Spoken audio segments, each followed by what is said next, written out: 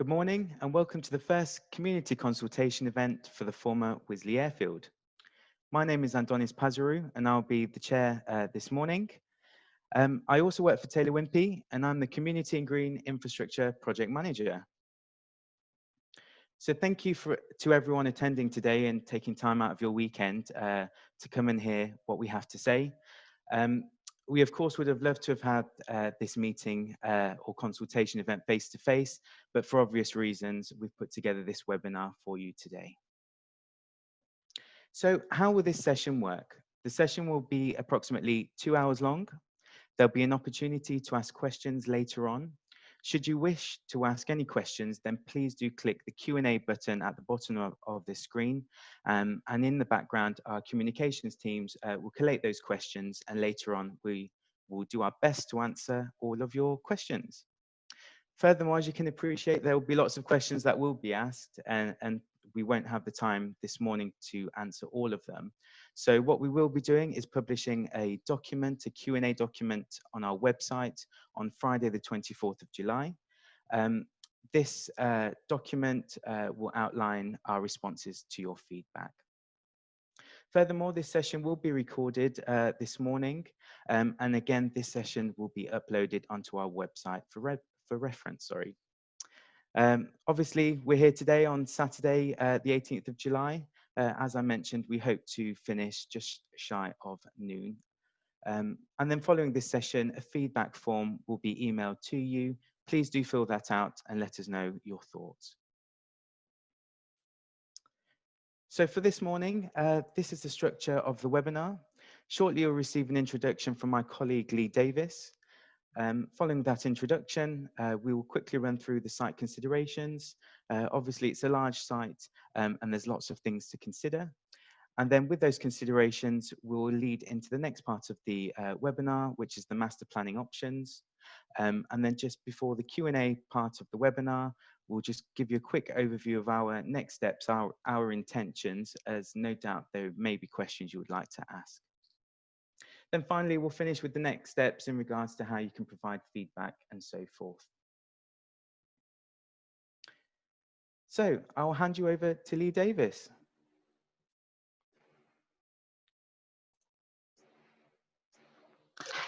Good morning, everyone. Thank you for your time today. My name is Lee Davis, and I'm the Technical Director at Taylor Wimpey Major Developments. We're one of the largest residential developers in the UK, building over 15,000 homes every year. Our mission is to create great places to live and deliver an excellent service. As part of this service, we're committed to working together with local people, community groups, local authorities to create sustainable developments. Our sites are not just about the housing, but the investment into the existing and new community. In 2019, we invested over £445 million in local communities to fund improvements and build new facilities. We believe this is something to be proud of. As you may be aware, the former Wisley Airfield was removed from the Green Belt in the local plan in 2019. Following this, Taylor Wimpey purchased the site in March 2020. I'm excited that we now have this great opportunity to provide much needed homes, community facilities and infrastructure for the Guildford area. Joining me on the former Wisley Airfield project are an experienced and dedicated Taylor Wimpey team, including Antonis, who you spoke to earlier, Camille Saw, our planning manager, and James Newton, our planning manager. I'm also pleased to advise that we've partnered with Vivid Housing Group to deliver 40% of the much needed affordable housing on the site. We've put together a dedicated consultant team whose ethos reflects that of Taylor Wimpey's. The team will be working in collaboration with members from GSA Studios, who are our master planner and architects, Savills, who are our planning consultant, Davis Landscape Architects, EPR, our ecology consultant, Greengage, our sustainability consultant, Barton Wilmot, our EIA and social economics consultant, and finally, WSP, our transport consultant. Our project team has many years of experience in creating sustainable developments that benefit the wider community. As mentioned before, we're one of the largest UK residential developers, building over 15,000 homes each year. We're a responsible community developer, and we're committed to working alongside the community stakeholders to ensure that our homes benefit the wider community. We don't just build homes, but we also add social, economic and environmental value to the wider communities that we operate in. A local example, which some of you may know, is our development Prince Philip Park in Borden, Hampshire, just along the A3. Taylor Wimpey was selected along Dorchester Regeneration as a development manager for the Ministry of Defence to develop the barracks.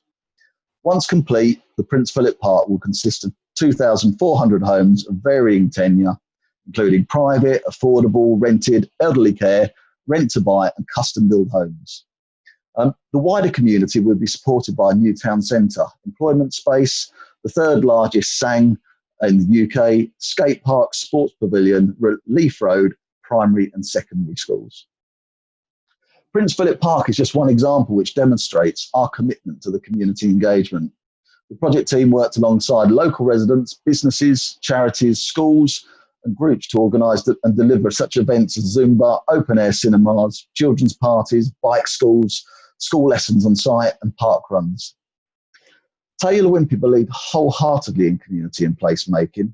Our commitment to this can be seen from the Prince Philip Park development, where we delivered, prior to the 150th house, a sports pavilion, sports ground, play facilities, skate park, and as mentioned, a very large SANG for the enjoyment of all. We're also a great believer in keeping our neighbours and community and stakeholders updated and informed with monthly newsletters, Facebook page and websites. Our experience from the Prince Philip Park and other sites of this nature around the UK has informed our engagement plans here and how important it is for us to go above and beyond what is expected of us. We believe this is the right thing to do, to create a new place we can all be proud of.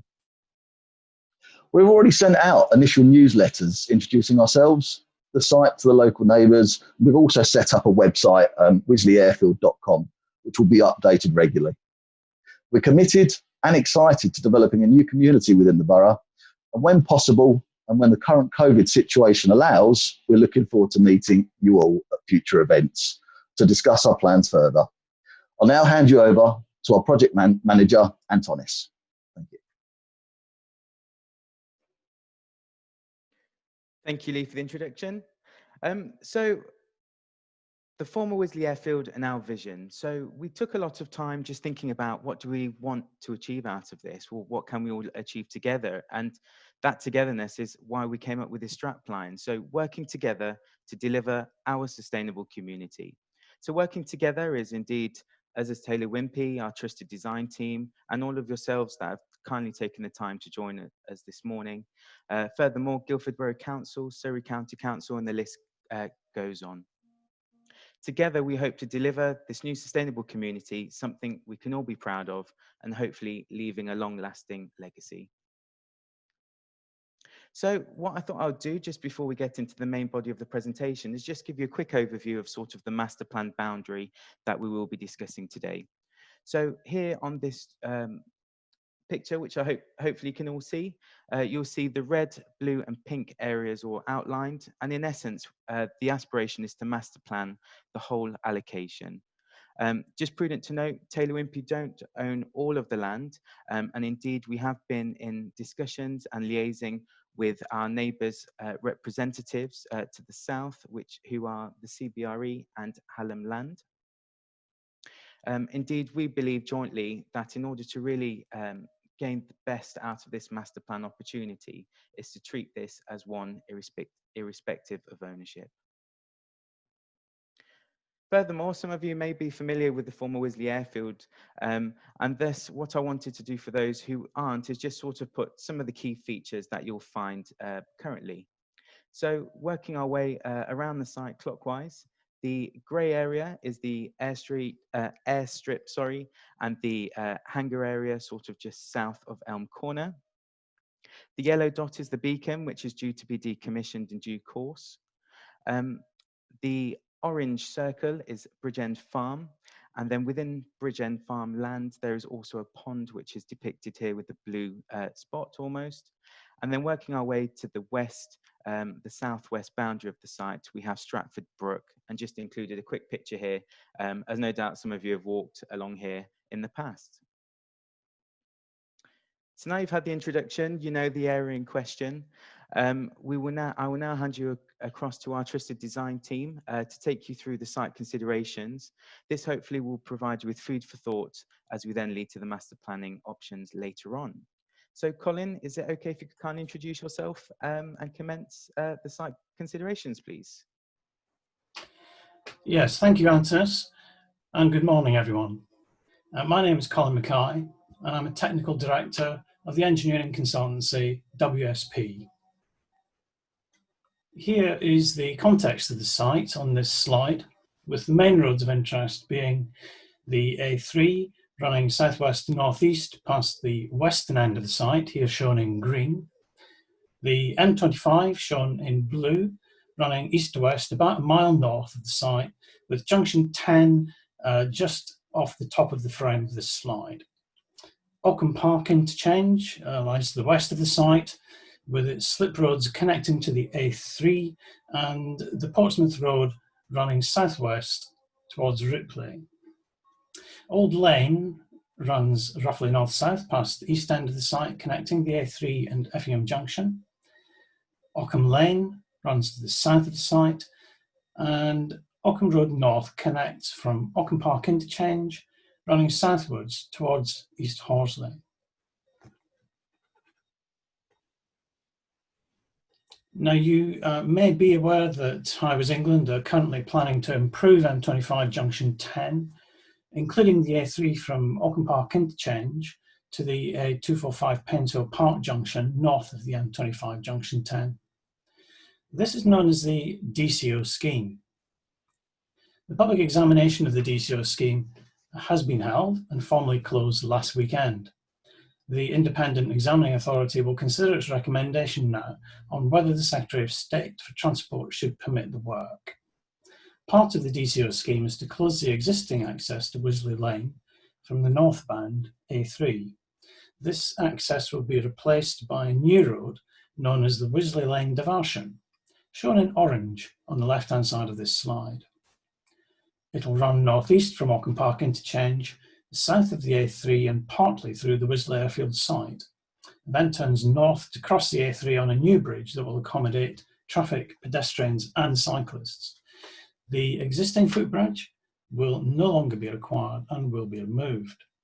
Wisley Lane Diversion is to be constructed early in the DCO works, if they're consented, opening late 2021 or early 2022, with the rest of the DCO scheme expected to be fully open to traffic in 2023.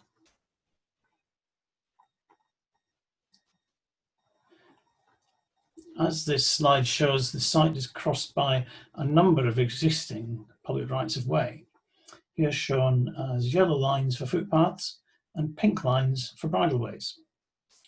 We will not close or divert any of these public rights of way, but we will need to consider the safety of the routes during construction and put measures in place to protect the public. Some of these rights of way will be incorporated as sustainable amenity routes across and around the development, which I'll talk about later. The DCO scheme will have to close and divert some footpaths at the west end of the site, but it will also create cycleways and footways, notably at Ockham Park interchange and on the north side of the A3, here shown in pale green. I'll now hand over to Graham Kine, who's going to talk about the site considerations from his perspective as our master planning architect. Thank you, Colin. Good morning, my name is Graham Kime. I'm a director at Gardner Stewart Architects and I specialise in master planning new sustainable communities. Now, Colin has explained the connectivity of the site, how the network of footpaths connect to the wider community and the existing homes and settlements that exist around the site. And these are shown in the image in the grey and the black. These are another consideration that we have in mind when designing the master plan. Also shown in this slide is the existing runway that is part of the site's more recent heritage as an airfield. Now, as you may know, there are also a number of listed buildings, particularly along Ockham Lane, and these include Bridgend House, Upton Farmhouse and Yarn, which are all immediately adjacent to the southern part of the site, and these are listed as Grade 2. Also in the woodland to the northeast of the site is Chatley Heath Semaphore Tower, which was one of 15 semaphore towers, as you may know, built in the early 1800s and part of an optical telegraph system that would transmit a message from Portsmouth Dockyard up to the London Admiralty in about 8 minutes, provided the weather was clear. Now the site also touches the edge of the Ockham Conservation Area, shown here in light brown to the south. And of course to the west of the site, on the other side of the A3, is RHS Wisley, which is a registered park and garden. So there are a number of heritage considerations that will require a sensitive approach in our master plan. I'll now introduce you to Mike Davies, who will discuss the landscape considerations. Thank you, Graham, and good morning, everyone. My name is Mike Davies. I'm a Managing Director at Davies Landscape Architects, and today I'd like to talk you through some of the landscape and visual considerations that will be influencing the evolving master plan, and then later in the presentation answer any questions that you may have. It is obvious when on site that the former Wisley Airfield has a notably different character to the surrounding landscape, having lost many of its rural features, and lies in an open and elongated landscape contrasting with the smaller scale, more enclosed field patterns of the wider landscape. The 30 hectares of tarmac runway and concrete hardstanding dominate parts of the site, and other areas to the west, for instance, have been encroached by scrub through lack of management. The loss of field boundaries and trees during the construction of the airfield has been further exacerbated by the onslaught of Dutch elm disease, which has resulted in further loss and decline of the surviving hedges around its perimeter, particularly to the east and south, bordering Ockham and Old Lanes. The land outside the airfield, around Bridge End Farm, has retained some of its rural character and is much more intimate and close than the former airfield, containing some quality rural buildings, fine trees and hedgerows, as well as having some fine views across the landscape.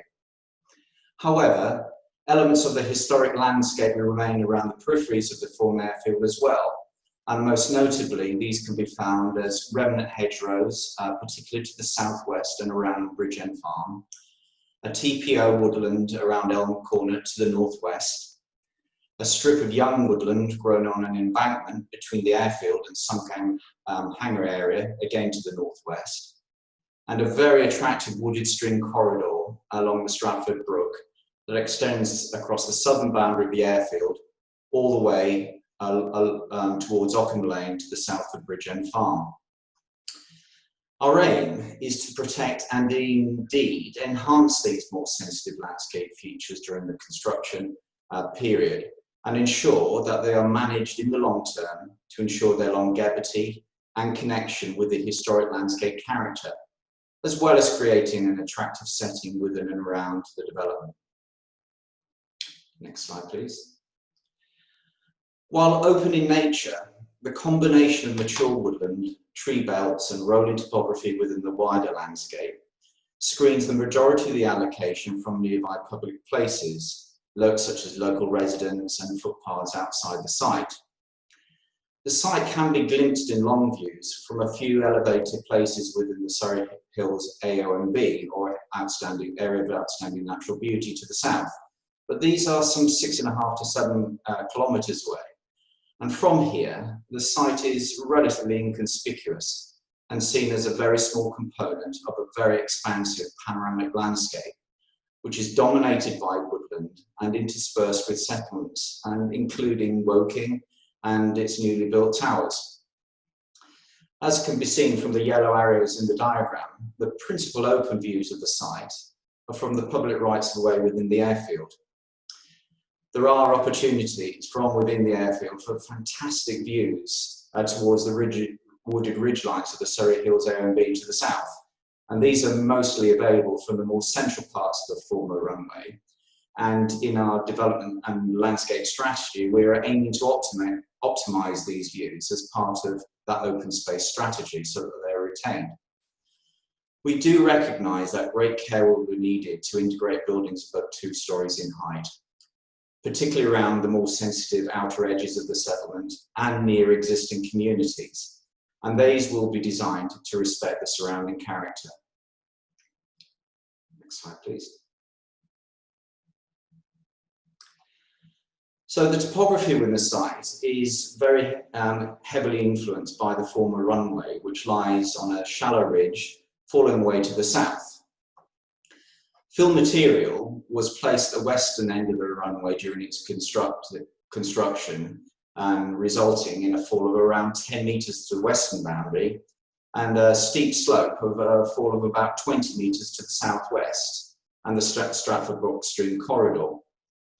The former hangar area to the northwest lies in a sunken area, and this is near Elm Corner. Its flatter topography makes it an ideal location for such as sports pitches, which Graham will discuss these options later in the presentation. Smaller wooded hillocks also surround the allocation site, and this creates an undulating topography that helps to visually contain it in the wider landscape. I'll now hand you over to Jodie to discuss the ecology aspects. Thanks, Mike. Morning, everybody. My name's Jodie Southgate, and I'm a senior ecologist at EPR, or Ecological Planning and Research, and we're an ecological consultancy. So our job is to advise on all things biodiversity and wildlife in relation to the scheme. So one of the biggest master planning considerations that we actually have in relation to ecology is offsite in the form of the Thames Basin Heaths Special Protection Area, or SPA. And the closest part of the SPA to the site is at Ockham Common. And you can see on the slide, this is just to the north of Wisley Airfield.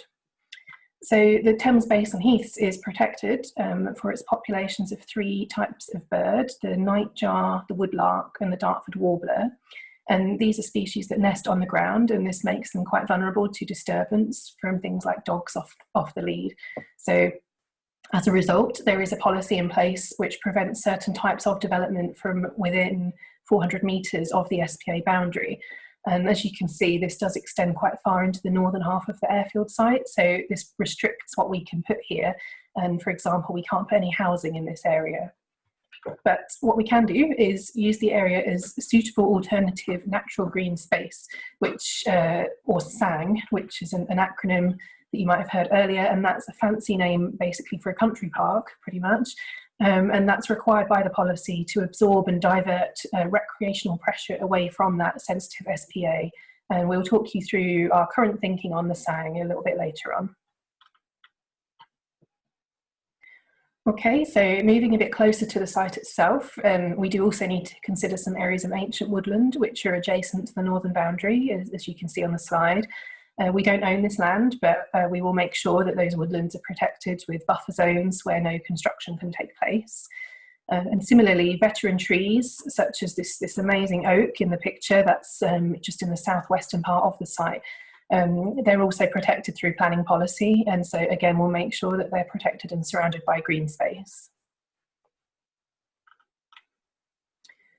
Now, moving on to the actual airfield site itself, we've carried out a very wide range of ecological surveys over the past 5 or 6 years or so, just so that we can make sure that we know what is there in terms of wildlife and how things use the habitats on site. And really a key thing to highlight, I think, at this point is that the vast majority of the site is made up of hard-standing tarmac and intensive sprayed arable crops, which are really of quite limited value for biodiversity. So there's really a massive opportunity here to create a space that's a lot more wildlife friendly. But this being said, part of the site is designated as a site of nature conservation importance, or an SNCI. And as you can see on the slide, this is mostly located along the northern boundary and also at the western end of the site. And there are also a few other SNCIs off-site to the north, and these do all form part of the same ecological network. So the Wisley Airfield's SNCI contains mainly woodland, scrub and grassland habitats, and it supports several protected species, which I'll talk about on the next slide. But the idea is to conserve the plants and the wildlife populations that are associated with the SNCI, either as part of the existing area or otherwise within the wider green space that will be delivered for the site, and to actively manage those habitats as well to benefit wildlife in the long term. Okay, last one from me. So I just wanted to highlight some of the protected species that we have recorded at Wisley Airfield. And again, these are mainly associated with the habitats in the SNCI area. And these include great crested newts, which breed in ponds just off-site, and they come onto the site and use some of the habitats in the SNCI for shelter. We have reptiles, we have populations of grass snake, common lizard and slow worm. We have 2 badger sets on site, and we do also know some others in the surrounding area. And of course, breeding birds. These are mainly associated with that woodland and scrub habitat in the SNCI. So we will need to design mitigation strategies to ensure that these existing populations are protected and conserved. And this does also include other species that are not shown in the pictures on this slide. So things like foraging bats, invertebrates or bugs, and also some uncommon plant species that we've recorded. And finally, in the long term, that massive area of green space called the SANG, which is within that 400-metre buffer zone that I pointed out earlier, that really offers an amazing opportunity to create new areas of habitat for these species, so they can spread further into the landscape, expand their populations, and also hopefully attracting new species too, so things like pollinating insects, which would be great. And this is known as biodiversity net gain, and we're very much aiming for a substantial net gain with this scheme. And we would really love to hear your ideas and feedback on what that green space could look like. And we'll come back to that a little bit later on. And also, I'd be really happy to answer any questions that you have on the subject of ecology and biodiversity. Okay, I'll now pass back to Antonis. Thank you very much, Jodie, and to the rest of the team for providing a quick overview of the site considerations. So now you have an understanding of the site considerations and the area in which we will be proposing to sort of master plan. We will now enter into the master planning options part of this webinar. Camille, please may I kindly ask you to lead off on the master planning options by running through the policy guidelines, if that's okay. Yes, thank you, Adonis, and good morning, everyone. I'm part of the Taylor Wimpey team, and I'm also a chartered planner. So setting the planning policy baseline for us is the adopted local plan, as well as the emerging Lovelace neighbourhood plan and supporting supplementary planning guidance, which includes the Strategic Development Framework, SPD. Together, these documents include policies which require us to deliver a high quality community in terms of design, open space and transport. These policies resonate strongly with our ambition of delivering a truly sustainable community. The overarching policy for our site is Local Plan Policy A35. This effectively sets the ingredients list to what our site should deliver, and as shown on your screen, this includes approximately 2,000 homes, extra care homes, employment floor space, retail space, schools, community facilities, and a range of open space, including a SANG, as touched on by Jodie earlier. This will all be underpinned by sustainable transport infrastructure and a community trust, which will ensure our initiatives that are set on day one are delivered for the long term. As well as planning policy and guidance, we must have regard to the site's planning history and background. This includes the previously appealed scheme, which dealt with issues such as strategic highways impact, design and density. It is also important to recognise that since the appeal, the site has been removed from the Greenbelt, and this is reflected in the site's allocation within the local plan. It is at this point that Taylor Wimpey purchased the site. Guildford Borough Council is seeking housing delivery on this site from 2022 to 2023, and we are committed to working with Guildford to meeting its housing needs. For Guildford's growing families, its residents looking to downsize, upsize, and for the children of Guildford, we are working with our housing delivery partner Vivid in making sure we deliver housing for all. As well as delivering housing, we want to ensure we are creating a real place, a new community within Surrey. To do this, we will focus on placemaking and sustainability initiatives, which will be tied into our community trust. We will hear more about this later from Mark, our stewardship specialist. As mentioned previously, Policy A35 is the key policy driver for our site. The requirements, ingredients within this policy have been demonstrated through a concept framework master plan developed by Guildford Borough Council as shown on your screen. This is due to be an adopted document soon. Therefore, we are using this as a guide to broadly understand what could be built where on the basis of the Policy 835 requirements. For the purpose of this consultation, we have adopted the same developable area for our homes, shown as yellow on your screen. In our forthcoming master planning option slides as 3 separate housing areas. Of course, we'll be happy to receive feedback on the 3-form approach, and Graham will shortly touch base on the other options for the housing areas. And on this note, I'll now pass over to Graham, who will discuss the master plan principles in more detail. Thanks, Camille. As Camille has just reminded us, there was a previous master plan for this site and an unsuccessful planning appeal. And this was before Taylor Wimpey purchased the site. We're now making a fresh start and coming to see you earlier in the process to understand your thoughts and your ideas about this incredible opportunity and to see how we might incorporate them into the master plan. But there are lessons to be learned from the appeal scheme, and we've listened to the comments and suggestions that were made at the time. And we have some very initial strategic thoughts to share with you. But remember that nothing is fixed, so if you have any thoughts, please let us know. We won't actually be showing you a new master plan today because we want you to help us to develop that master plan. There will be further opportunities to comment on the proposals as they develop in the future.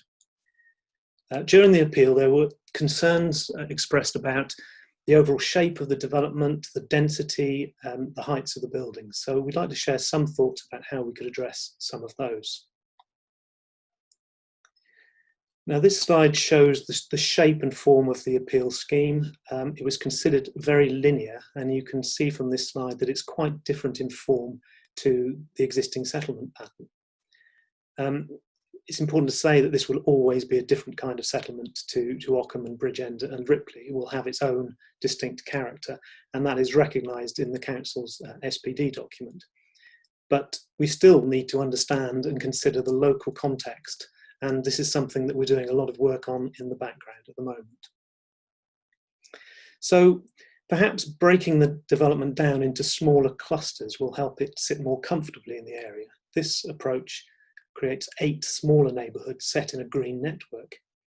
It's still a distinctive form in the existing landscape, but it does feel more dispersed. So this third approach proposes that rather than lots of clusters, we should perhaps break it down into 3, but with much larger gaps in between. So putting these 2 options together, these 2 alternative approaches, both of these approaches would have exactly the same amount of open space, but it would be distributed in different ways and results in a different feel to each of these proposals. The first interweaves that green space through the residential parcels, and these green links would be about 20 to 30 metres wide and form this interconnected linear park. And this would feel like 8 interconnected neighbourhoods. The second proposes 2 wide green corridors to separate the development into 3 villages.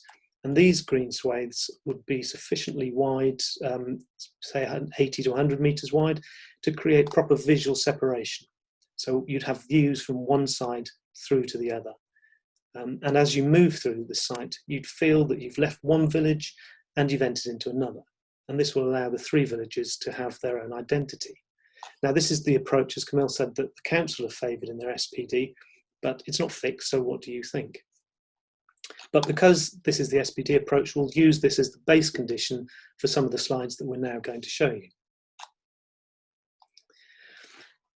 So density is a measure of the number of homes in a certain area. It's usually measured in dwellings per hectare or dwellings per acre. And it was, again, something that was criticised in the appeal scheme. So generally you would have a mix of homes in an area, but in the lower density area there might be more detached and more semi-detached homes with more space in between them. And in a higher density area you'd have more terraced homes and apartments. It's important to stress that that isn't necessarily the same as height or the massing. You can have quite high density with just 2- and 3-storey buildings and vice versa.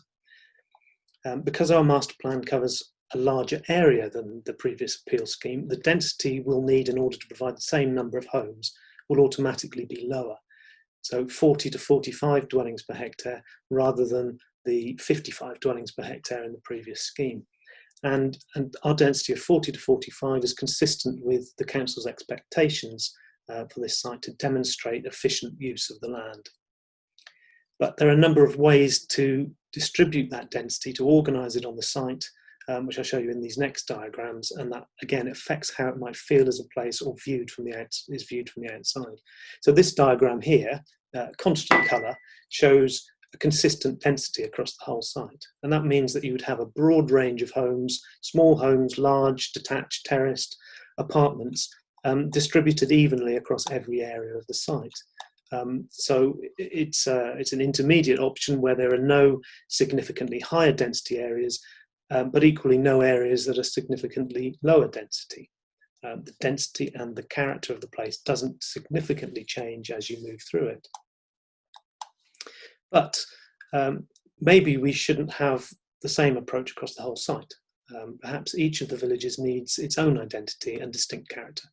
So in this diagram, each of the villages has a different density. The East Village has the lowest density, close to Ockham Lane, the Old Lane, the existing homes, whilst the Central Village has a higher than average density in the central zone.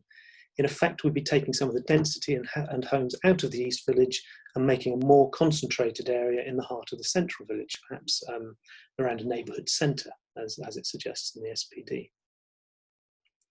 If we take that a step further, we can introduce a variety of densities across the whole site that respond to specific locations and help to create a variety of characters. So the edges close to the existing settlements and the green spaces would be the lowest densities, with mainly two-storey detached houses, say, and the central corridor and the mixed-use village centres will have higher densities with more apartments and terraces of homes. So these are three different approaches to density, and we'd appreciate your thoughts on how we might organise that. Now, as I said previously, density is different to scale. They're related, but they're not the same. So high density doesn't necessarily mean high rise. And on this site, we can achieve the required number of homes using mainly 2- and 3-storey buildings. We may have some partly 4-storey buildings in the village centre or along the central spine, but the vast majority will be 2 and 3 storeys. The previous application, as shown at the top picture here, had a lot of 4-storey houses and 5-storey apartments, but that's not the approach that we'll be taking.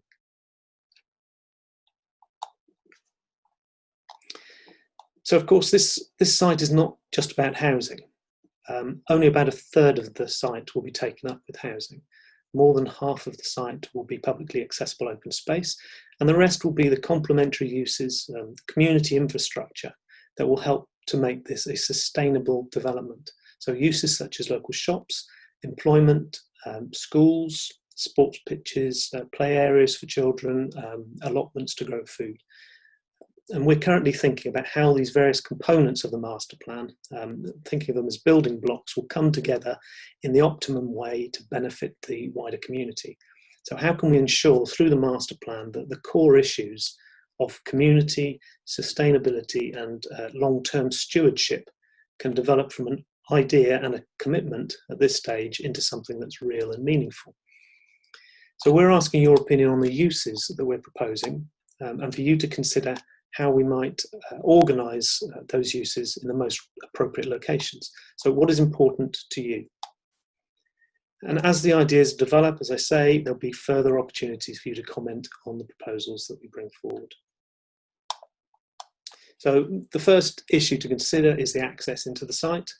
The planning policy A35 requires us to access the site from the Ockham roundabout and provide a through link all the way to Old Lane. So that's about 2.5 kilometres from west to east.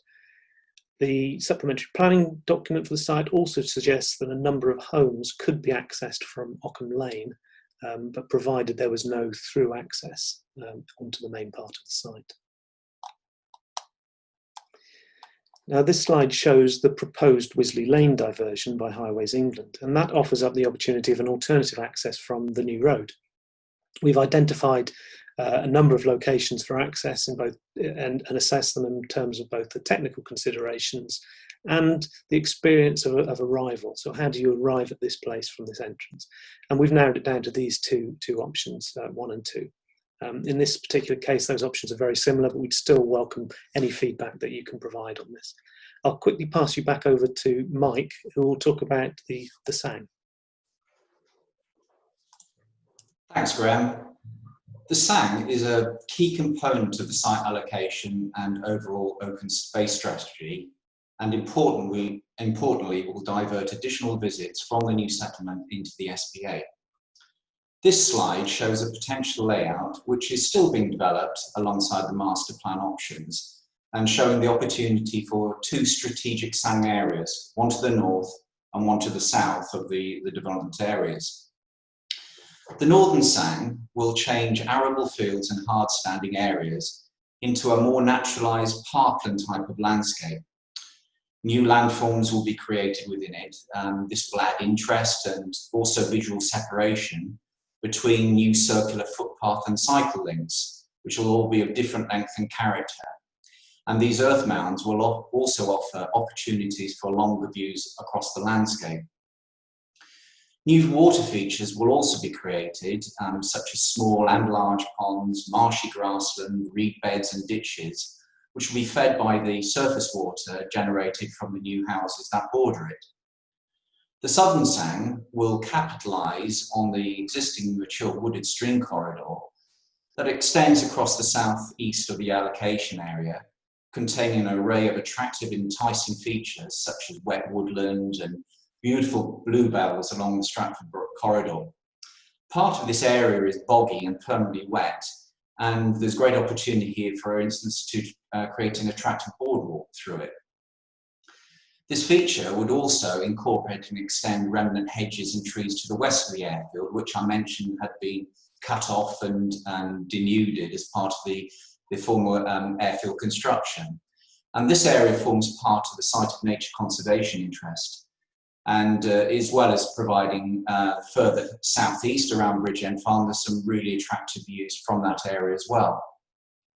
The southern SANG would extend all the way from the southwest of the former airfield, as shown on this diagram, all the way following the Stratford Brook, and then some of the features against Hyde Lane as well. And this creates a lovely opportunity for this continuous SANG corridor to the south. The overall aim is to create a wildlife haven and an attractive landscape that will draw people into it, protect the SPA, and be a positive resource for the whole of the local community. As also shown on this slide, the 2 SANG areas to the north and south will be joined by strategic SANG links in between each neighbourhood or village. While the SANG needs to be based on a more naturalised type of landscape free of urbanising features, the design of these SANG link areas is still to be determined, as there are many opportunities for formal and informal recreation within them. And we would definitely like to hear your views on what you think they are most suited for. Opportunities for community art, creativity and innovation will also be explored within these SANG areas and SANG links. Overall, these 2 SANG areas and the interlinked SANG links and other blue and green infrastructure within the housing areas will provide an interconnected network of habitats, landscape and recreational opportunities that will bind the communities together, as well as helping to maintain the identity and separation between villages. I'll now hand you back to Graham. Thank you, Mike. Now, our new neighbourhood will support a variety of shops, cafes and community facilities. And there are a number of different places where these might go. So this first option places a neighbourhood centre in the middle of the site. And this would contain a range of facilities grouped around a village square or a village green, with outdoor seating, space for community events. This would be the heart of the community. And village greens, as you know, are a familiar feature throughout Surrey. With this approach, we would also aim to provide a local shop in the east and west villages to define the community focus in these areas. And this would mean that all new residents lived within about 5 minutes walk of a local shop, which will encourage people to walk or to cycle. An alternative to the neighbourhood centre and village square approach might be more like a high street, like the one in Ripley, with a mix of uses in a linear arrangement along a central spine. This is a familiar idea to most people, but we have to remember that times change, and at the moment perhaps we should be asking ourselves some questions about how the high street might need to evolve in the future, and perhaps you've got thoughts on how that might happen. This final option locates a neighbourhood centre further east, so with an open outlook across the green spaces of the Sang. Perhaps this is something that appeals to you. It would attract residents to come here, spend time drinking coffee, looking out across this landscape. And I think there's certainly something appealing about that. But even if we placed a local centre in the eastern village, shown with the red dot here, some homes would still be 10 minutes walk away from a shop. So would that discourage people from walking or cycling? So what are your views on that? We will also be providing schools for the children.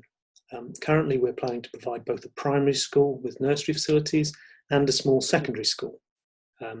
This is what is proposed in the local authority policy, but it is subject to the local education authority needs from Surrey County Council, and we will work closely with the LEA to ensure that what we do provide is what is required. We're currently working on the agreed basis of an all-through school for primary and secondary school pupils on a shared site. And this first option shows the school in the centre of the site, where it can combine with a neighbourhood centre to provide a strong community heart. And this would be within about 15 minutes walk of all homes, which is the ideal maximum walking catchment for a primary school. Now, being close to the shops, this would also help encourage multifunctional journeys. What I mean by that is that a parent dropping off a child at school could also pop to the shops or the doctor, or meet someone for a coffee. And they do that in one trip rather than making 2 trips. We're also showing the opportunity here for the school playing fields to be within the SPA buffer.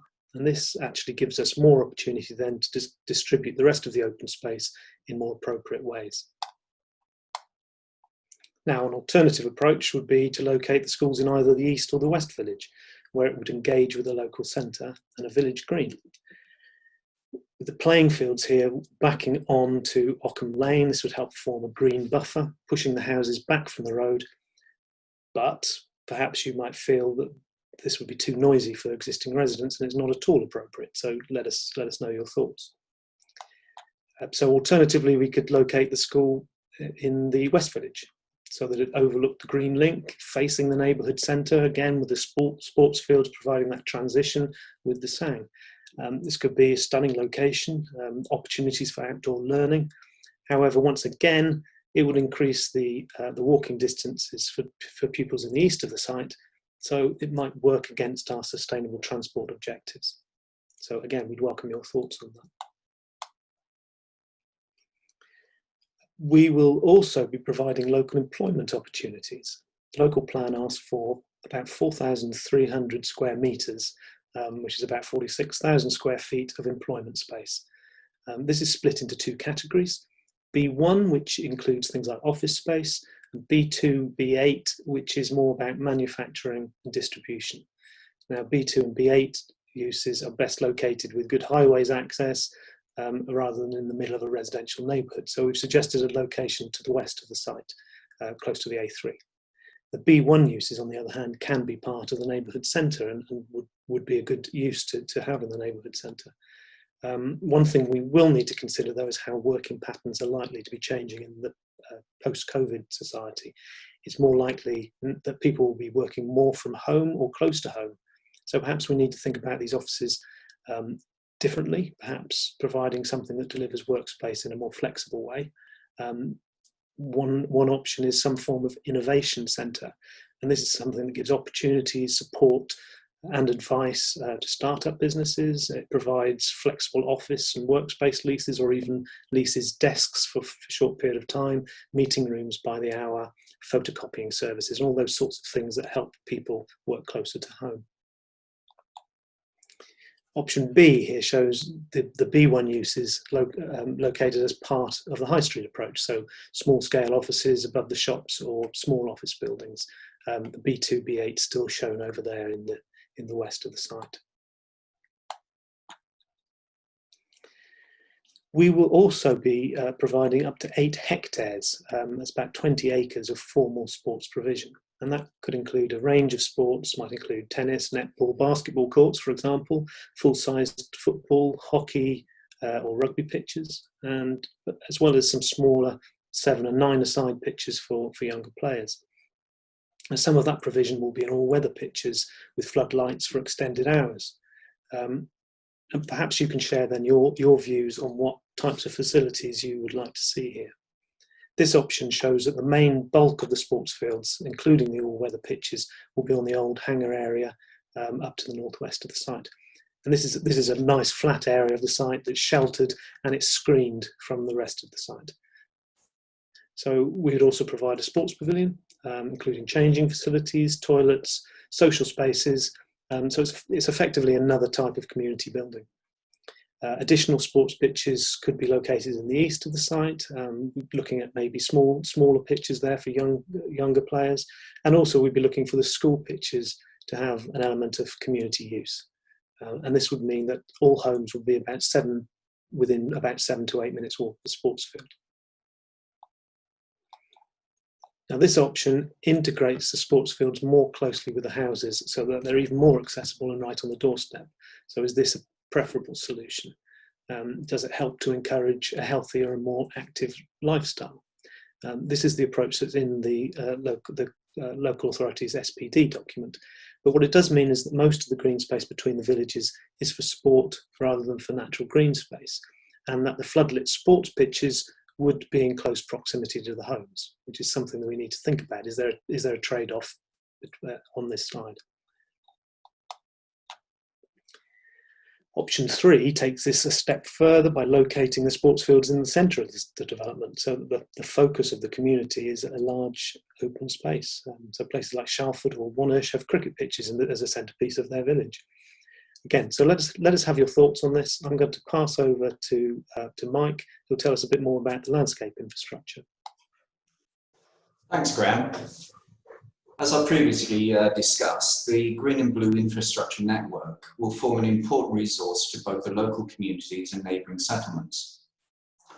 On the earlier slangs slide, I showed the landscape zones between the neighbourhoods or villages will offer an opportunity to accommodate a range of formal and informal recreation, such as sports pitches, as Graham showed on the previous slide, children's play areas of all ages, parks and more naturalised places for kickabout and community events. These green spaces will be linked through the neighbourhoods, helping to create different character, green corridors and reinforcing placemaking.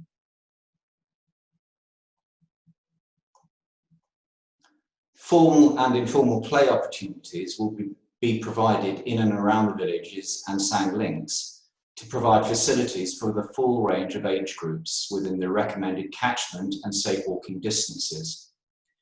These will be safe areas for children, primarily based on naturalised play and benefiting from natural surveillance from footpaths and dwellings.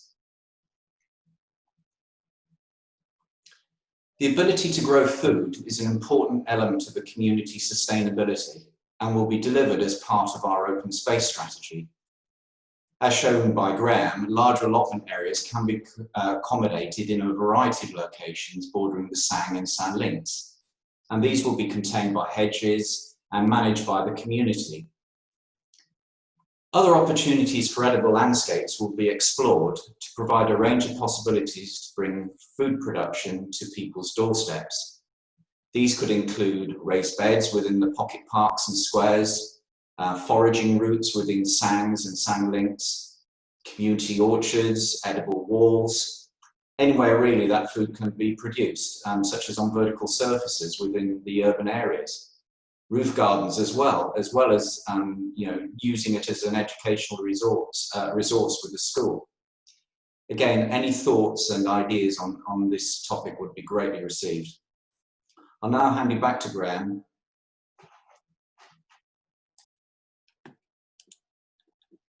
Thank you, Mike. As part of the site allocation, we will also be providing 8 gypsy and traveller pitches to help create a diverse and inclusive community. These will need to be well integrated into the master plan and close to the facilities. These could be located in one of 6 potential locations we've identified across the site, and we will need to appraise these in terms of their suitability.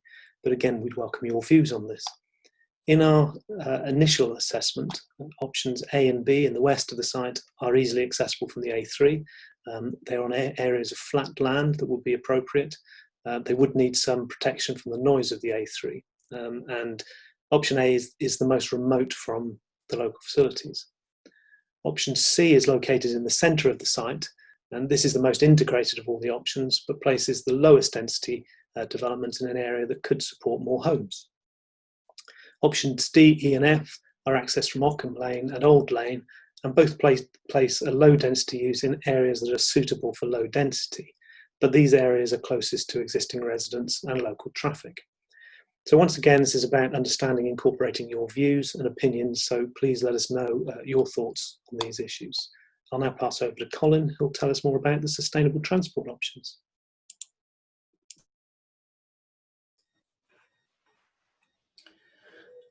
Thank you once more, Graham. Our vision for the site is to give priority to sustainable modes of transport. We'll form a sustainable transport corridor through the site so that buses and cyclists are given priority direct routes to all the development parcels. You can see this outlined in a green dashed line through the middle of the slide. The sustainable transport corridor will include high standard bus shelters with seating, secure and covered cycle parking, and will serve the on-site community facilities and local centres. We would like to know if you agree with the priority we're giving to sustainable transport.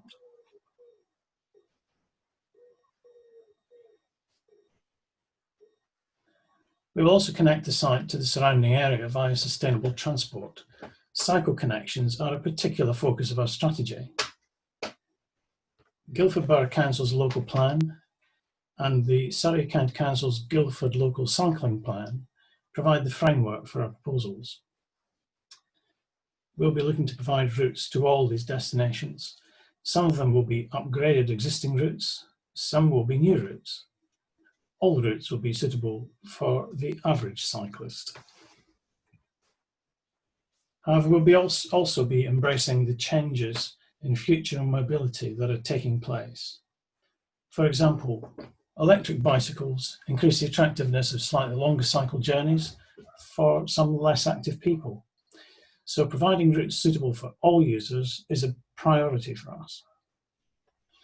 We would like to hear your views on the destinations you would like to see included in the cycling framework, on any existing routes you would like to see improved, and on whether an electric bike would make some journeys by bike along these routes from Wisley Airfield easier and more attractive.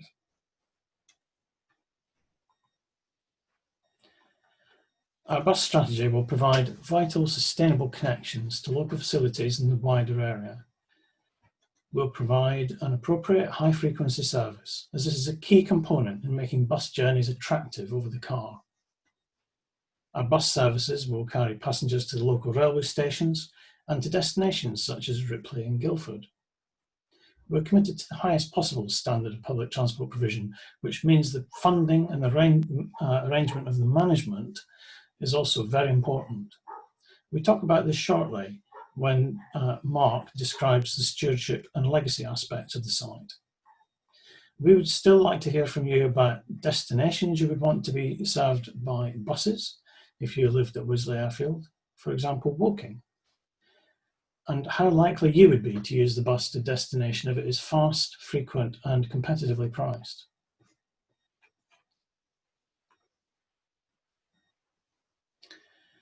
Within the site, we'll provide a number of amenity routes, which are designed to be traffic-free cycle and pedestrian links. These will preserve and build on some of the existing public rights of way that cross the site. They will also feed into the routes provided in the SANG areas, proposed north and south of the residential areas. We will pay great attention to the crossing points at the sustainable transport corridor to ensure the safety of users. Whilst travel by private car will remain important for many people, there is a huge opportunity here to mobilise the changes already happening in the way people are travelling, for example, in electric cars, to build on the likely post-COVID changes in people's attitudes to the need to travel. For example, home working. We'll proactively seek behavioural change in travel to create the future-ready sustainable settlement envisaged by the Guildford Borough Council local plan. Mark Patchett will now tell you about the stewardship and legacy aspects of the site. Great, thank you, Colin. Good morning, everybody. I've been appointed to the team as I bring over 30 years' experience of working on stewardship and legacy matters, particularly within major new housing developments. I'm proud of all the projects I've been involved with over the years, but none more so than in Chichester, Bedfordshire and Ashford, to name just 3, which are all operational with quality community assets and a very strong sense of community in each. Now at Wisley, Taylor Wimpey will ensure that all the facilities described, the SANG, the green and blue open spaces, children's play areas, sports pitches and community buildings are all well maintained to complement the already high standards set by RHS Wisley across the A3. And this will not just be in the short term or during the build-out period, but in the long term, in perpetuity. To do so, we will be creating a new stewardship and legacy organisation. It will be a charitable trust whose principal role will be to bring together residents with other relevant stakeholders to oversee and deliver the Wisley Stewardship Strategy. This is not, though, just about the ownership and maintenance of all the community facilities after Taylor Wimpey have finished and left. This is also about how those facilities are used and by whom. The Trust will host events, activities, and encourage new community groups, all designed to create a strong sense of community, not just for the new residents of Wisley Airfield, but also for the existing residents within the surrounding communities. In addition to the ownership and management of the community facilities and community and cultural development, we anticipate that the new Trust will be responsible for delivering the sustainable transport strategy, as Colin just outlined, for initiating and delivering other services of benefit to residents, and most crucially, for ensuring that the long-term vision for Wisley is implemented and protected. So, in short, we will be ensuring that the whole new settlement is sustainable, socially, ecologically, and environmentally. That is our commitment and will be Taylor Wimpey's legacy. I'll now pass you back to Antonis. Thank you. Thank you, Mark, and to the rest of the design team for running through the master planning options. So hopefully you'll see there's lots of food for thought there. We really do welcome your feedback and indeed your questions throughout this session. But following on from what Mark was just talking about in regards to legacy, I just thought I'd talk you through sort of legacy and what does that mean to sort of our Taylor Wimpey team that are working on this project. So we like to think we build homes and not houses, homes that are safe, they're desirable, they're places where people want to live, they're comfortable and indeed sustainable. And indeed, by delivering this, hopefully our residents will build long-lasting memories within not just the homes, but also the communities in which they sit in. Furthermore, as Taylor Wimpey, we like to invest in the future. And this picture to the top right sort of just gives an illustration of our apprentice academy that's been running for a few years now. So again, any way Taylor Wimpey can support aspiring individuals that want to progress their career within the industry, that's something we believe in passionately. Furthermore, in regards to community, I know Lee touched upon our case study at Prince Philip Park. And the bottom picture just sort of shows the opening of that park, and it indeed has been a success with much use from the community. And then finally, in regards to a legacy, we like to reflect on what we've done, what have we done well, what do we need to do better? And we'll only be in that position if we can really take your feedback, your comments, and thus evolve and adapt accordingly. So just before we head to the Q&A part of the webinar today, I just thought I'd run through sort of the next steps, as indeed you may have some questions you would like to ask in the next part of this webinar. So Friday the 24th of July, as I mentioned, we will be publishing a Q&A document onto our website. So again, that's www.wisleyairfield.com. And then following your feedback from this community consultation events that we've held again on Thursday and today, we will get that feedback, start to add some thoughts onto paper, and then sit in front of a design review panel. We will then get their feedback, and then hopefully later on this year, we plan on coming back to the community with sort of a second round events in regards to our next community consultation. And then with that, we'll be able to, again, ask for your feedback and comments as the master plan sort of progresses. So really bringing you along this journey with us. In September of this year, I just thought I'd touch upon, we are intending to submit 2 applications, the first being a roundabout and stub road application, and the second being the enabling works application. So just breaking down what are these 2 applications and why. The first being the stub road and roundabout application is, as Colin and Graham touched upon, Highways England are planning on introducing the Wisley Lane diversion as road sort of northwest on our boundary within sort of our ownership. And indeed, we have been working with Highways England in regards to their intended build programme, and working back, what we want to try and ensure is that we mitigate any disruption to the community and thus the need to dig up a newly completed road. So again, we're working with Highways England and their build programme just to try and future-proof any disruption to the community. The second application, this is for engineering works to the north of the allocation within our ownership. The area is identified as SANG, as Jody and others have touched upon, which is identified within the SPD document. Once the SANG is consented, this will help it to be delivered in a more timely manner. Right, so now we've had the introduction from the team, obviously a quick overview of the site considerations and then master planning options. So hopefully this will generate lots of questions from the community. I'll just now go across to our comms team and I'll take the first question if that's okay.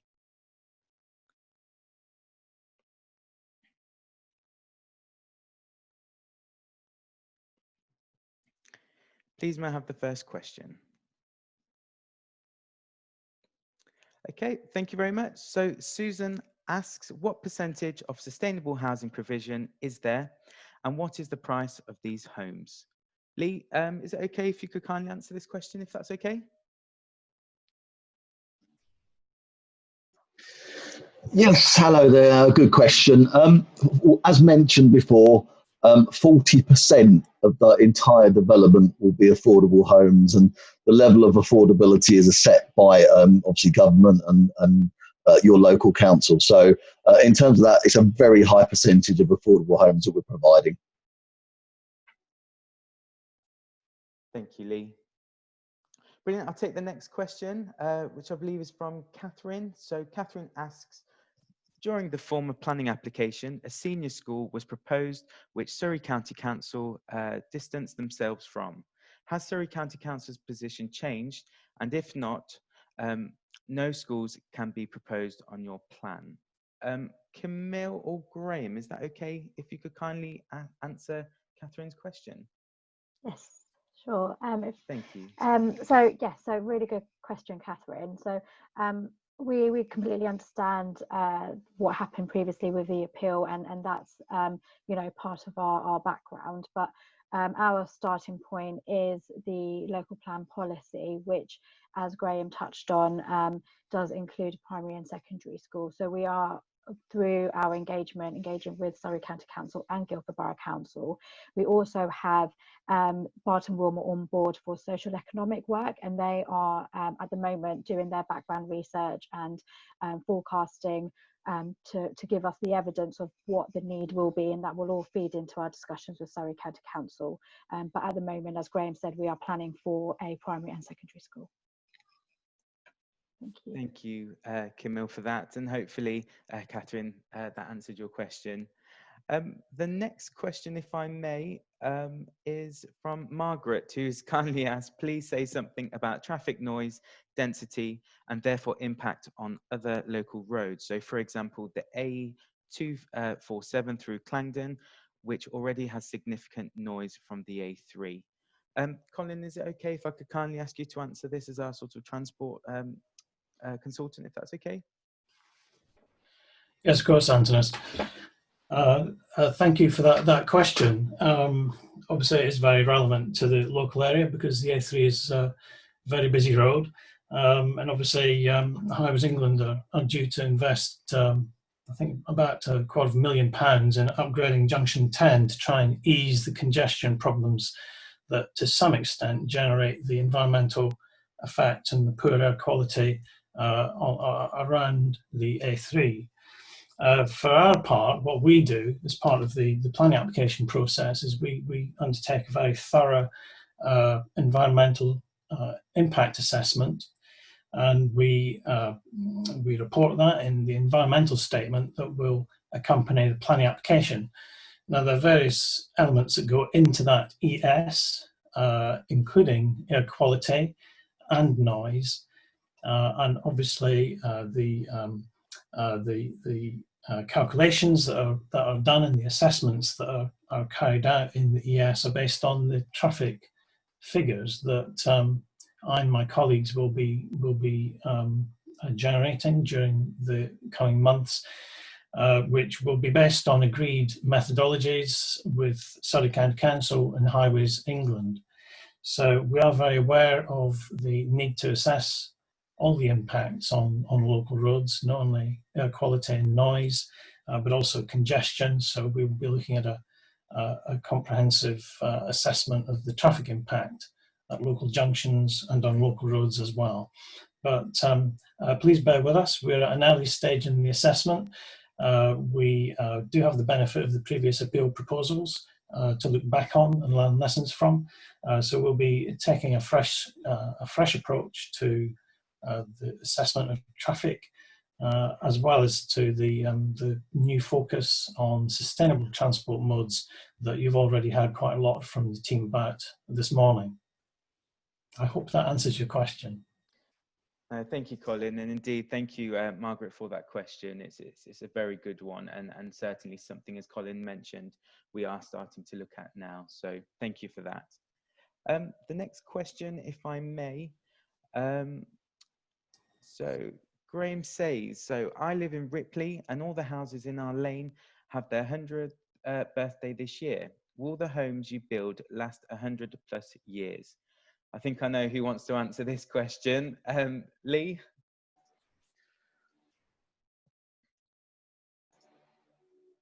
Hello there, Graham. Thanks for the question. Absolutely. You know what? I hope in 100 years' time, after we've finished the last house, we'll be celebrating the same. We as Taylor Wimpey, the quality of our build and our houses is, you know, our foremost thing that we strive to do. So hopefully we can have the same party. And just touching upon that as well, just to add, Lee, to your comments, I know certainly something we want to is deliver something exemplar and of a legacy, something we can walk away really proud and come back to and be proud of what we have all achieved together for the former Wisley Airfield. So thank you for that question. The next question, if I may. So Stephen has kindly asked, how will the upkeep of open spaces, sustainable transport, etc., be paid for and by whom on an ongoing long-term basis? So this is a really great question, and actually one that was that was asked on Thursday evening as well. Mark, is it okay if you could kindly respond to Stephen's question, if that's okay? Yes, sure. Thank you. Yes, well, first of all, Taylor Wimpey, as developer, will initially take full responsibility for ensuring that the trust is set up and as described. Part of the work that I'm doing will be to create a business model to make sure that exactly what we're describing, everything will be sustainable in perpetuity. In terms of the funding for that, there'll be a series of things that we'll be looking at. So first of all, we'll start with a schedule of all of the assets, everything that will be for the community. Some of those assets, for example, some of the roads, will almost certainly be adopted and therefore be paid through the usual means, through people's council tax and so on. Through the local authority. But in terms of the specifics, Stephen, of what you're asking about sustainable transport and the green open spaces and so on, it's likely to be a combination of three things. So first of all, the developer, Taylor Wimpey, will be putting up some resource to enable to pump prime this stuff. We often call these things through what's called a Section 106 agreement, and that enables some of these things to get set up. As I said, they'll take responsibility for doing that. The second category then are through resident contributions. So it's very likely that the individual residents will make a contribution towards the maintenance of the public open spaces, the children's play areas and so on, and some of the community development work. And also expect that it's likely that there will be part of this process some assets endowed to the community trust, which will be income generating assets, and those will deliver a long-term revenue stream which will be able to supplement those budgets and enable the whole thing to be sustainable as we set out. And that's part of the work we'll be doing and working up over the next few months to make sure that this is, as we say, sustainable in perpetuity. Thank you. No, thank you, Mark, and absolutely, I do feel for you. There's lots to consider moving forward for that, and indeed, as I touched upon again, really for us, it's all about that legacy and ensuring what we plan does work best for the community. So if I may take the next question, we have a question from Kevin. So Kevin asks, will the development be self-sufficient for GP medical services? Already an issue locally with GP surgeries overloaded with extreme difficulty getting appointments. Again, we had a similar question on Thursday. Graham, would you like to kick off? And again, I think Camille might want to add to this as well. Thank you. Thank you, Antonis. What we're proposing to provide a range of community facilities, and what those community facilities might be, we need to listen to the local community to determine what those might be. So one of them certainly, and certainly there's been a lot of comments about medical facilities, so that is something that we will definitely be looking into. And I know Camille probably can say something a little bit more about that. Yes, thank you, Graham. No, really good question, Kevin, and it's something that we're really passionate about, to make sure we're providing the right facilities on the site. And we, as part of our engagement process, have spoken to local GP surgeries and understand that there's also pressure on pharmacies. So, you know, any feedback that the community can give us in terms of what would be needed on site is really important to us. And you know, we have the space, we have the provision to provide medical facilities, and we will be providing medical facilities. It's just making sure we provide the right ones that are needed. So, you know, whether that's a GP, a dentist, pharmacy, or all. So really good points. And as I say, we're engaging with the community and with the local GP surgeries and the CCG also, to make sure we're providing the correct provision. Thank you. Thank you, Graham and Camille, and then hopefully that answered your question, Kevin, so thank you. The next one we have is actually Camille. This is a question for you, again, similarly asked previously. Jane asks, will there be discounted homes for young local people? Yeah, so really good question, and a point that was raised.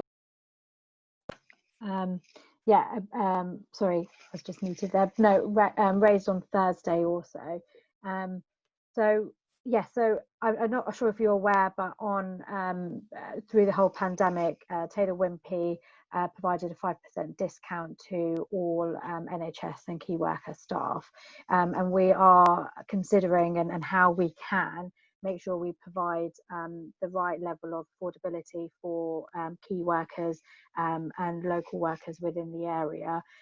So that's really important to us, and we're looking into that, and also working with Vivid to make sure we are providing housing for all, as we were touched on earlier. So hopefully that's answered your question. Thank you, Camille.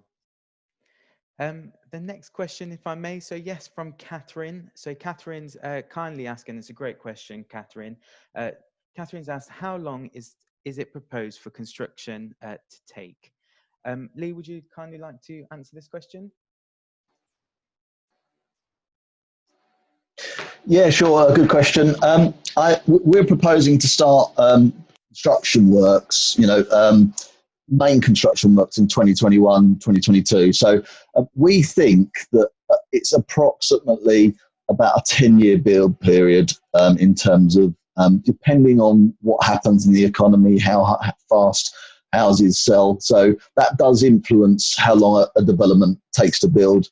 So that it is a bit of a vague answer, but it's something which we do look into the future. And our best guess at the moment is probably a 10 to 12 year build out period. But that does change depending on the current economic climate.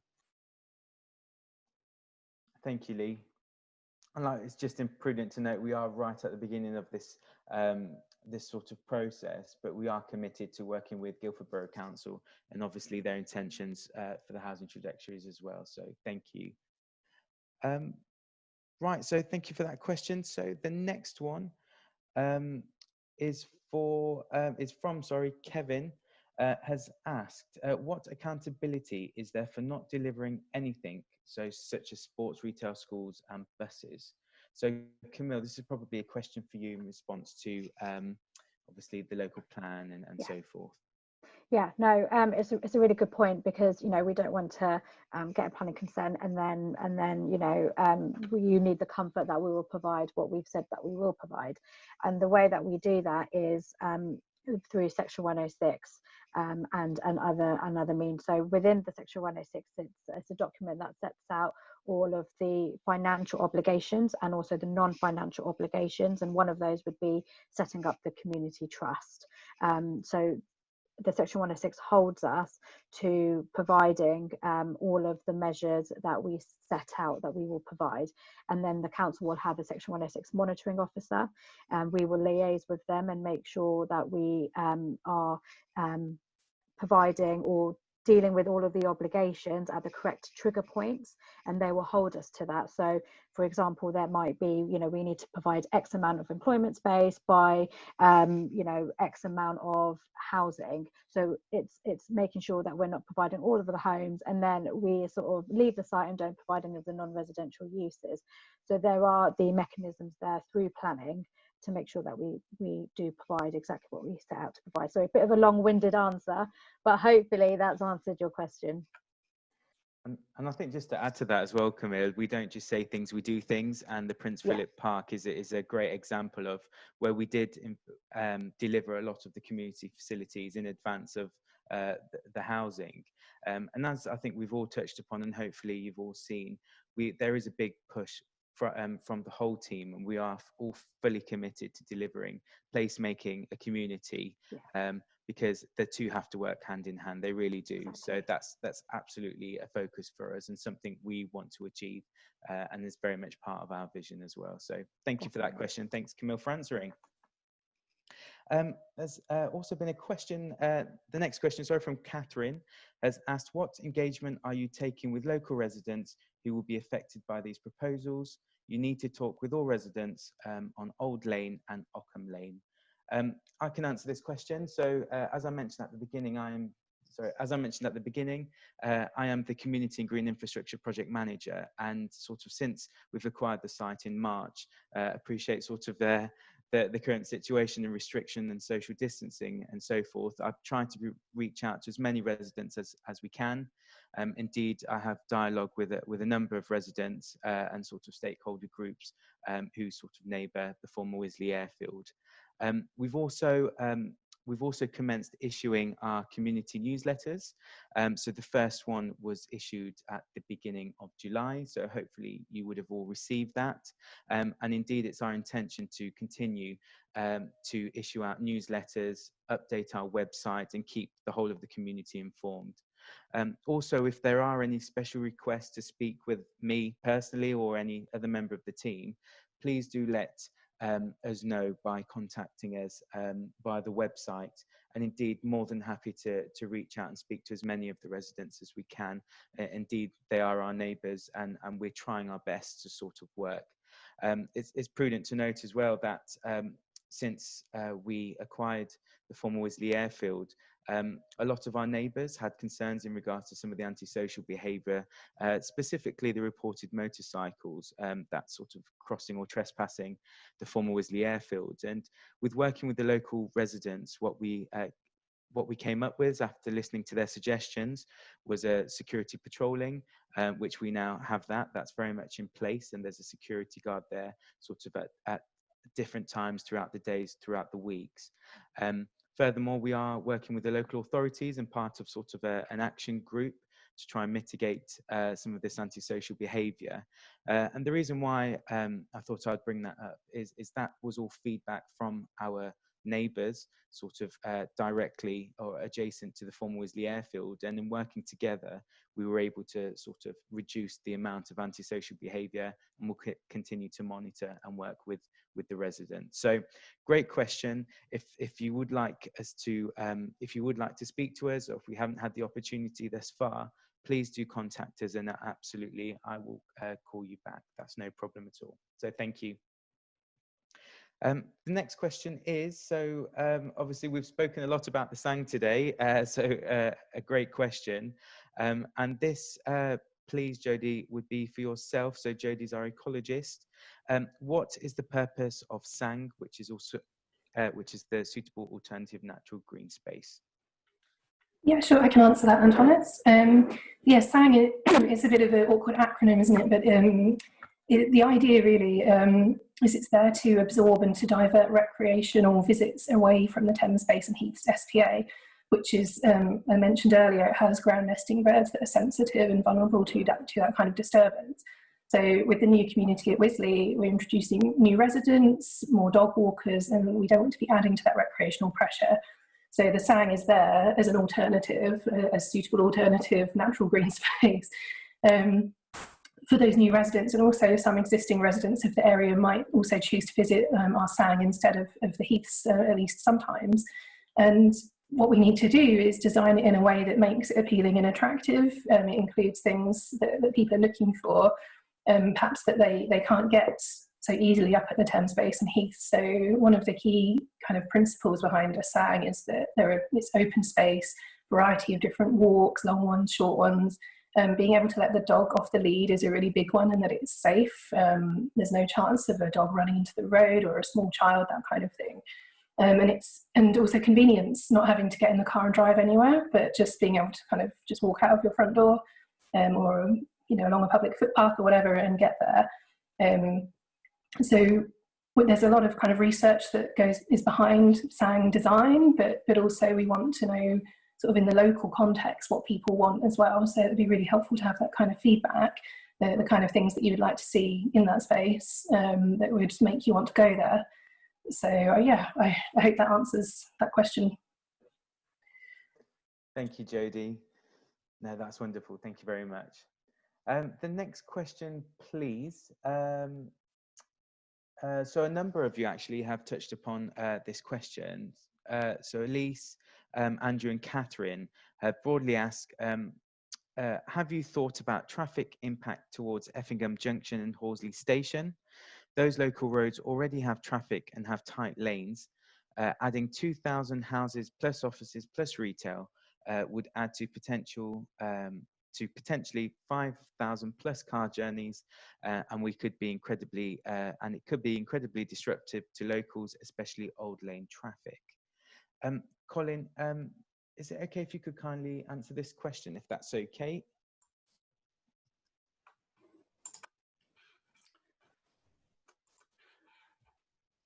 Hello there, yes. I'm sorry, you may not be able to see me because my video won't start, but hopefully you can hear me. Yes, that's fine. Thanks, Colin. Thank you. Okay.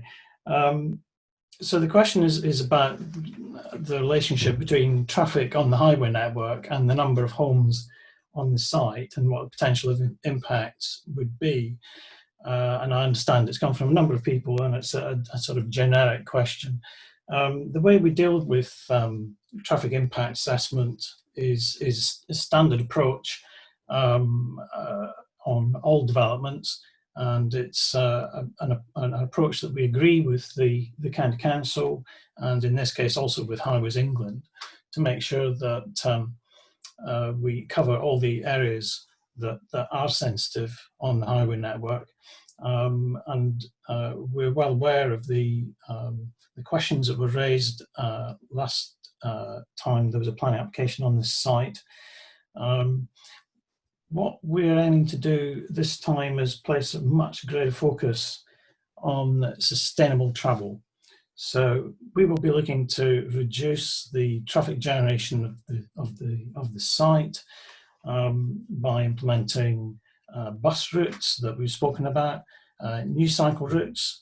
We're looking at in more detail at cycle routes this time round, based on the feedback that we got at the appeal from the Secretary of State.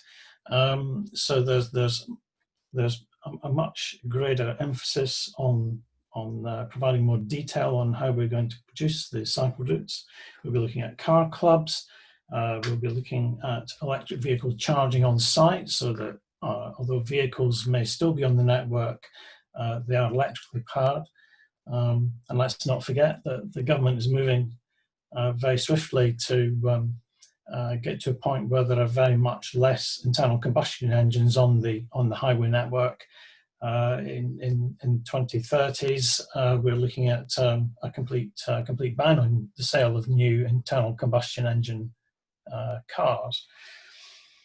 So things are changing radically, including some specific measures that we are very interested in to do with improving accessibility by bicycle.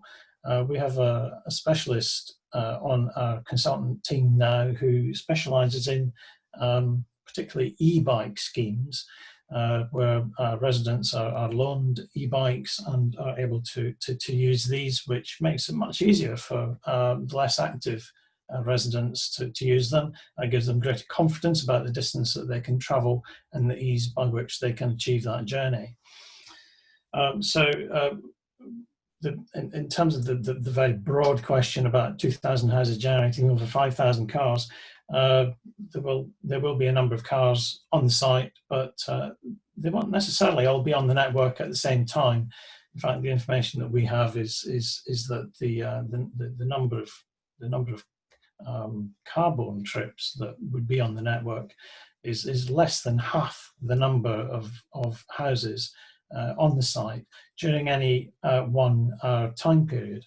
So particularly the peak period, you certainly will not see 5,500 vehicles emerging from the site. It's more likely to be somewhere between 800 and 900, for example. And so our emphasis is to drive that number down as far as we can using sustainable modes. And we'll be working with the county and all the consultant team to achieve that. Thanks, Colin. I think just to emphasise as well is the sort of the expertise of one of the members of the team is all about behavioural change, and that is absolutely the benefit of starting afresh with this master plan. Is from day one we are able to look at how we can incentivise this behavioural change to try and promote the use of more sustainable transport than sort of the typical historical let's get in the car and go to these destinations. So thank you very much, and absolutely a valid question, and I know a key concern the community. And actually, speaking of the community, and I think this is a great question, Margaret. So Margaret says, you will appreciate that many local residents do not want this at all. What is your response to them? How can you reassure them that this new vast development will not completely change the local environment? Lee, I know, and probably Camille, this is something that obviously we discuss a lot. So Camille or Lee, would you like to kindly respond to Margaret's question? Yeah, I mean, look, the reality, no one likes a new development, let's be honest. But this is an airfield that has not been used for a number of years now.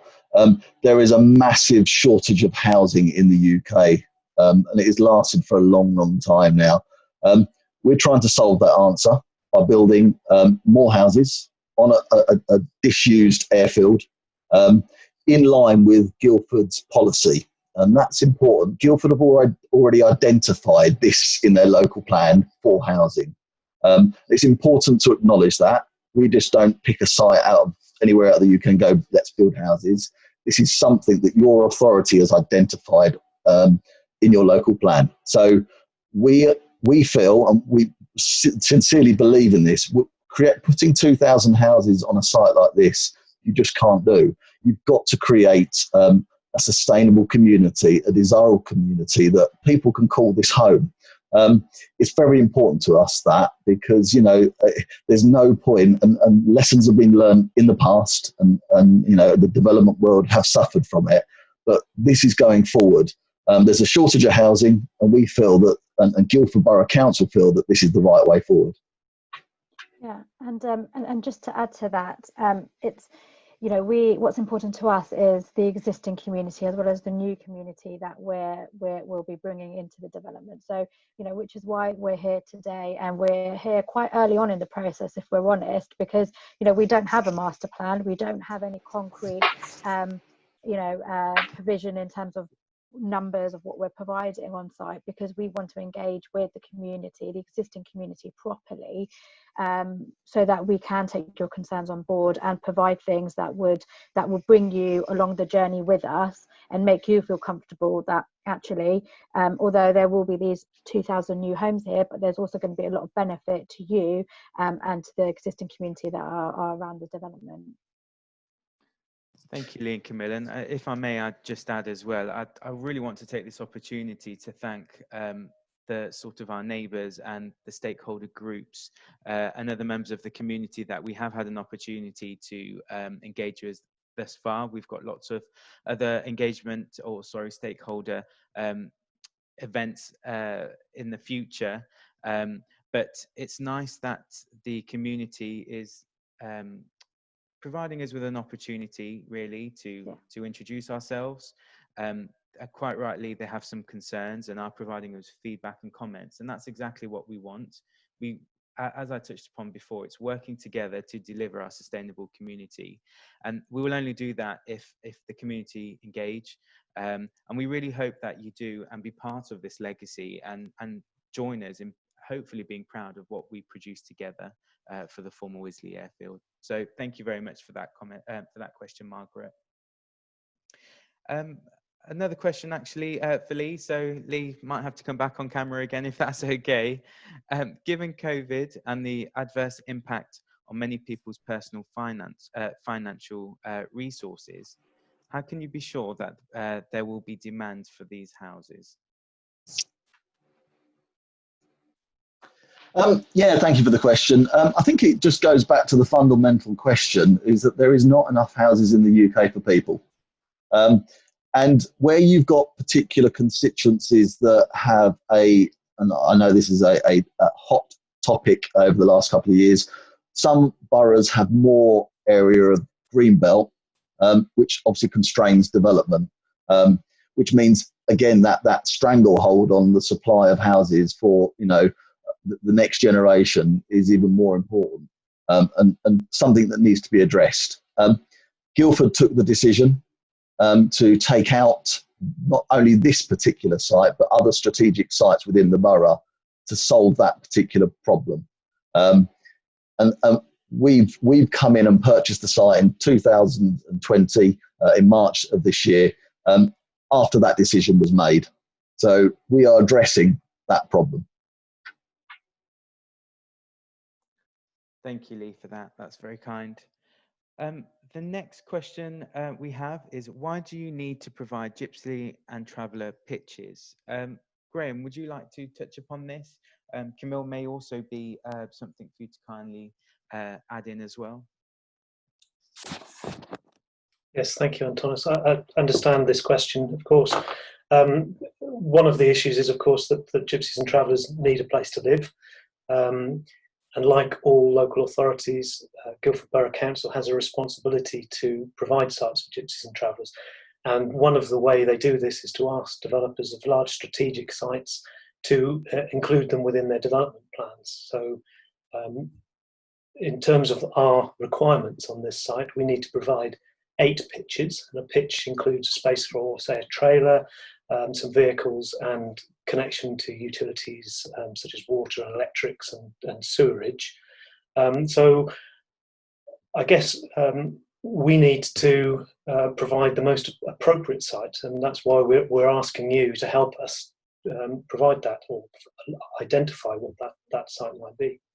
And then in the future, we need to ensure that we're working with the local authority, their liaison officers, and the community trust to make sure these sites are well managed. And just to add to that, thank you, Graham. You know, they are a part of our community, and we are fully on board on being an inclusive community. And so we are working with them and want to engage with the community to make sure that they're fully part of that. And you know, I don't think we should be, and we're not apologetic at all about, you know, providing gypsy and traveller sites, because it's a need, isn't it? And they need, you know, somewhere to live, and we want to provide them with the correct provision. So yeah, you know, we want them to be as part of the community as much as they can be. Thank you very much, Graham and Camille, for that. Appreciate we've sort of gone over the half an hour allotted time, and indeed we did as well on Thursday. Is it okay with the design team if we just take a few more questions? Obviously, people have taken the time to join us this morning and indeed provide us with feedback. So, Lee, is that okay? I think that's a great idea. Yeah, yeah. Thank you. Yeah. Brilliant. Well, therefore, Lee, I'll kindly ask for you to answer this question. So, Catherine asked, where do you propose your building materials and site rubbish to go? Is that brick kiln farm? So all those lorries will be going past my house. So I appreciate this is obviously a concern of obviously once, should we be successful, that obviously we start building out this new community. And indeed, I think something we need to answer. Yeah, I mean, just to pick up the 2 points. One, materials wise, we'd always try to source locally. It's better for us. It's more sustainable. And it's better for the local community in that respect. So where possible, that is exactly our intention. In terms of construction traffic going past particular houses, we have to be mindful that not only are we developing the site potentially at some point, but at the moment you have the DCO scheme that is probably a lot more, has more of an impact upon the highway network. Now that will be decided. The submissions are closed now on that, and the planning inspectorate are making their decision upon that DCO works, which, just to clarify, it's circa £250 million worth of highway infrastructure works, and that includes some extra lanes on the A3, the widening of the junction 10 over the M25, and other bridges and alleviations to the network. That is something which is outside our control. That is something which the planning inspectorate are looking at the moment. And at the 12th of July, I think the latest acknowledgement is when that decision will be made. That will cause a lot of impact upon the road network. We have been speaking to Highways England already to come up with a combined plan that obviously alleviates that issue.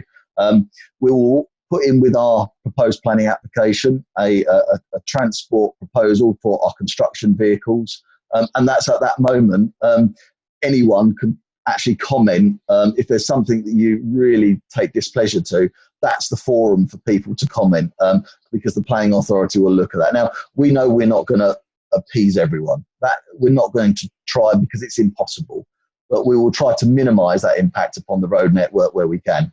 And going back to my first point, trying to obtain materials locally is certainly our ideal. Just to add to that, you must acknowledge we have a very large slab of concrete, 2.2 kilometres long on that particular site. We're proposing to use that material and recycle it on our site. So just in terms of the breakup of that actual highway, airfield, runway, we're trying to minimise any impact and keep it all on site, which is a really positive factor if you look at the actual size of it. So appreciate once the planning application does get submitted, that is a point which anyone can actually comment on those proposals. Saying that, we're here now to listen. We want to kind of input into forming this new development and community. Welcome all questions. No, absolutely. Thank you, Lee, and thank you for the question as well. So probably just take a few more questions if that's okay. The next one for Jodie. So Catherine asks, how does your light pollution fit with protecting the SPA? Okay, that's a really good question. It's not one I can give a definitive answer to now, because that is something that we would look into as part of the whole impact assessment process that we'll be doing sort of slightly later stage than now. Actually we would do a specific type of assessment for the SPA as well, called a habitats regulations assessment. The way it works is we'd first look at the source of a potential impact, so in this case the light pollution, and we would look at how bright is it, what direction is it facing in, how much is it going up sort of into the sky versus kind of downwards towards the ground, and how far is that spreading. And that's something that you can model with sort of contours on a map and that kind of thing. And then you look at the receptor, which in this case is the SPA, and specifically the designated sensitive features of the SPA, so those ground nesting birds. And we would look into what research is there into how sensitive they are to light pollution. Does it actually affect them, their feeding habits, that kind of thing. So we kind of look at those two things together and then see if there is a conflict. Excuse me. And if we were to conclude that there was a conflict and that we could be having an impact, then we would look at mitigation measures to make sure that that impact is either completely avoided or reduced to a level that it's not going to have a significant effect on those birds. Mitigation for light pollution includes things like directional lighting. You can put hoods over different types of light so that it directs the light downwards rather than out into the sky. You can look at the wavelength of the light as well that is being emitted, because we mainly look at this thinking about bats, sometimes birds as well. But for example, with bats, they're less sensitive to warmer light, so at the more red, orange end of the spectrum. So it's a very complicated area. I'd be happy to kind of get back to you in more detail after this call, but rest assured that is something that we would look at as part of our whole impact assessment process on all the ecological receptors that could be affected. Thank you, Jodie. And so most certainly we will be looking at that sort of moving forward as a priority, obviously, as the design develops. So the last question, if that's okay, from Andrew. So Andrew says, given that Taylor Wimpey have stated that they wish to engage and work with the local community, how can you justify not listening to several thousand people and local bodies who objected to previous development proposals? How can you justify proceedings? Probably one for Lee or Camille, if that's okay. Yeah, I mean, a good question. Remember the rules of where strategic sites go, and the amount of houses that need to be delivered in your constituency is a Guildford matter. This site was identified in your local plan, not by Taylor Wimpey. This site, as well as two other strategic main sites and a number of other sites, provide much needed housing. I mentioned this before, this is not Taylor Wimpey identifying a site and then going and building. Not that. I need to just clarify that. This is your local council who've identified the much needed housing in the area and identified those sites to provide that. There is policy set out that goes through what we need to supply and build on that particular site. In this instance, it's circa 2,000 houses, which Guildford have identified as the need on that particular site, as well as all the other community facilities.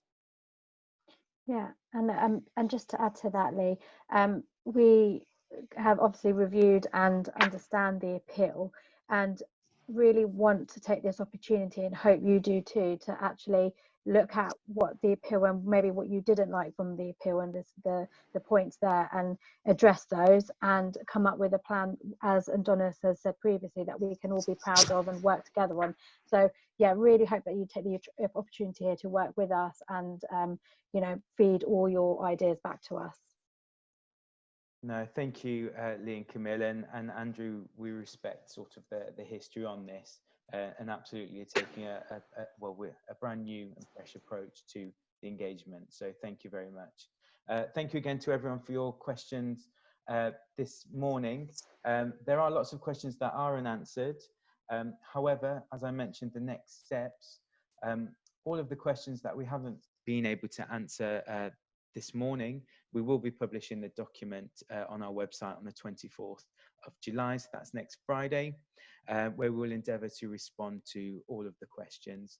Furthermore, as I mentioned, with your feedback, so thank you very much for everyone that have submitted questions, comments this morning. We will digest that sort of as an internal design team, put forward just some ideas to the design review panel later on in the summer.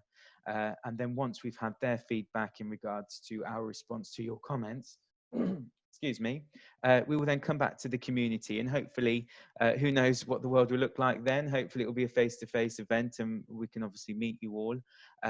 But again, we'll be providing you further feedback, further design proposals following sort of this process, which is engaging with yourselves now. Let's hear from the community. Let's take that in. Let's sit with the design review panel. Let's have their comments, and then again, let's come back to the community. So thank you very much again. And then finally, in September, as I mentioned, the roundabout and enabling works applications for September 2020. So thank you for attending this morning. We really want to hear your thoughts on our proposals. As I mentioned, a feedback form will be emailed to you, or a link. If you could kindly provide your feedback, that would be wonderful. Again, please sign up to our newsletter. So I know some of our neighbours, sort of Old Lane, Knockham Lane, have sort of want to engage by the sounds of their comments, which is brilliant and absolutely something we encourage. So please do sign up to our newsletters and our website, and indeed any future events you will then be notified of. So I just want to leave you with this. We really do look forward to creating our vision with you. You know what that is. So working together to deliver our sustainable community and taking you along the journey to deliver something we can all be proud of. So thank you very much again, and we hope to engage soon. Bye-bye.